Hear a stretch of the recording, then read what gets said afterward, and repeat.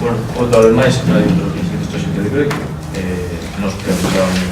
se este iba a ser o último, entendíamos que non, visto aparece outro de 44.000 euros que está a una plena. Neste mes tamén se levou a Xunta de Goberno outro por 50.000 euros, e nós, bueno, xa que dixeron que éramos os que mentíamos,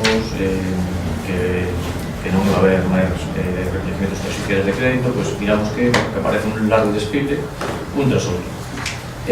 Actualmente estamos en máis de 800.000 euros que se están de facturas atrasadas que se están recoñecendo con cargo ao orzamento municipal, pero o máis triste de todo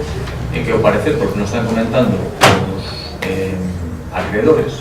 é que ni siquiera se están pagando eses recoñecimientos oficiales de crédito, é dicir, se están aprobando, pero non hai cartos, non hai liquidez para pagar.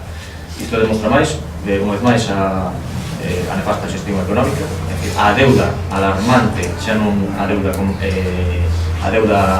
bancaria, sino a deuda comercial que está asumindo o Concello, sobre todo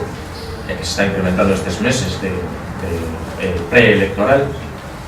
Bueno, nos únicamente facemos fincapé no que